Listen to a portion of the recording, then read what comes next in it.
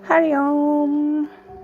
आज 15 अगस्त है। सालों से इस दिन पर अपने देश की आज़ादी दिलाने वाले शहीदों को याद करते हैं, उन्हें श्रद्धांजलि देते हैं।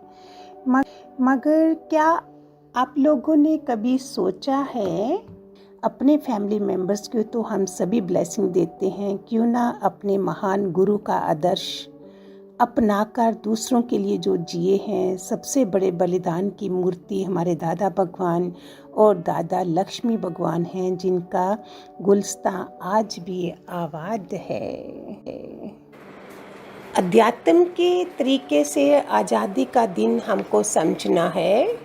किन किन चीज़ों से हमारे गुरु भगवान जी ने हमें आज़ादी दिलाई है, जो बताया था।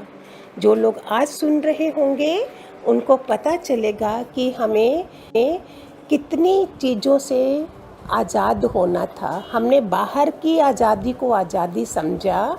सारे चोर डाकू जितने भी हैं, ये सब हमारे अंदर हैं। बाहर मेरा कोई भी दुश्मन नहीं है, सारे दुश्मन मेरे अंदर थे। असुरी स्वभाव के कारण मैं देवी संप्रदा को प्राप्त नहीं हो सका, इसलिए गुरु ने बताया पहले देवी संप्रदा के गुण अपनाओ, इन असुरी संपदा के गुणों से आज़ादी पाओ। इंद्रियों पर और मन पर विजय पाने की पूरा कंट्रोल हमको करना चाहिए। वो कैसे होगा? रोज़ का सत्संग था, दादा भगवान ने दिया। अपनी कमजोरियों से हमको अलर्ट होना था, आसक्ति नहीं रखनी। ये है आज़ादी, अनासक्त। विवेकानंद ने कहा, अगर मुझे दोबारा जन्म मिले तो मैं 2 चीज़ों के लिए आऊँगा, एक एकाग्रता, दूसरा अनासक्त होने के लिए। सपोज आप किचन में कुछ काम कर रहे हैं, एकाग्रता नहीं है, मन डावाडोल है, हम उस चीज़ में पूर्ण नहीं है, तो वो क्या हुआ? हम कमज़ोर हैं, हमारे को गुलाम बनाया है मन में। पढ़ रहे हो तो मन कहाँ ले गया है, खाना बना रहे हो तो कहाँ ले गया है, जो भी कुछ आध्यात्मिक पढ़ रहे हो तो भी कहीं ले गया है, सत्संग में बैठे हैं तो भी मन कहीं चला गया है। कितने बारी मैंने देखा, हम पूछेंगे कहाँ गई थी माता तुम, तो पता चल जाएगा ओ हो मेरा मन तो उधर चला गया था। तो यू मीन हमने किसी चीज़ को विन करा ही नहीं। फिर हम जितेंद्रिय, इंद्रिय विजय नहीं बने। विजय पानी है अपनी इंद्रियों पर। मन को प्रभु चिंतन या सत्चिंतन के कार्य में रोककर उसे कुविषयों से हटाना था। ऐसे आसान तरीका नहीं है, लेकिन जी के पास हमें कोई मंत्र नहीं दिया गया था। मंत्र था मैं ये शरीर नहीं हूँ, मैं एक आत्मा हूँ। तो इसमें भी कितने लोग जो पुराने, मुझे तो 100% विश्वास है जिन्होंने लिया, वो आत्मा की तरह ही अभ्यास में बैठे होंगे। बेचारे जो नए सुन रहे हैं वो कानों में सुन रहे होंगे कि ऐसा भी ज्ञान था कहीं पे। हम ये शरीर ही नहीं है। We are powerful souls, we are from kingdom of God. ईश्वर की सृष्टि से हम हैं। हम देवता हैं धरती पर, जो सिर्फ देने के लिए आए हैं। हम भिखारी नहीं हैं, भिक्षु नहीं हैं, जो हमको किसी का प्यार भी चाहिए। तो कितना मज़ा हो गया। कितनी चीज़ों पर भगवान जी के होते होते जितेंद्रिय बन गए। शरीर, मन, वाणी तीनों शुद्ध होकर शक्ति के भंडार बन जाएंगे, तभी हम वास्तव में आज़ाद हैं।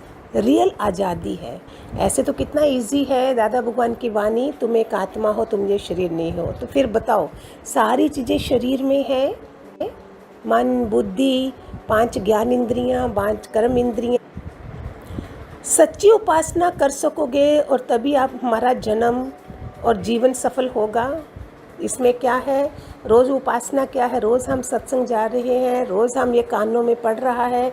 शरीर का हमने लेना देना करना है, वो बताया गया था सारा। घर में कर्म प्राणियों से कैसे रहना है। जिस पवित्र आत्मा पुरुष के शरीर, इंद्रियां और मन अपने वश में है और शुद्ध हो चुके हैं, वही आज़ाद हैं। वही 15 अगस्त का मनाया जाता है आज़ादी का दिन। तो हमको आज़ादी लेनी है अपनी इंद्रियों से। इसके ऊपर एक बहुत ही अच्छा दृष्टांत है जो हमें जगाता स्टोरी है। एक समय की बात है, एक सेठ और सेठानी रोज़ सत्संग में जाते थे। सेठ जी के घर तोता पाला हुआ था। तोता रोज़ सेठ सेठानी को बाहर जाते देख एक दिन पूछता है कि सेठ जी, आप रोज़ कहाँ जाते हैं? सेठ जी बोले कि भाई सत्संग में ज्ञान सुनने जाते हैं। तोता कहता है सेठ जी, फिर तो कोई ज्ञान की बात मुझे भी बताओ। तब सेठ जी कहते हैं कि ज्ञान भी कोई घर बैठे मिलता है, इसके लिए तो सत्संग में जाना पड़ता है। तोता कहता है कोई बात नहीं सेठ जी, आप मेरा एक काम करना, सत्संग जाओ, तब संत महात्मा से एक बात पूछना कि मैं आज़ाद कब होऊंगा। सेठ जी सत्संग खत्म होने के बाद संत से पूछते हैं कि महाराज, हमारे घर जो तोता है उसने पूछा है कि वो आज़ाद कब होगा।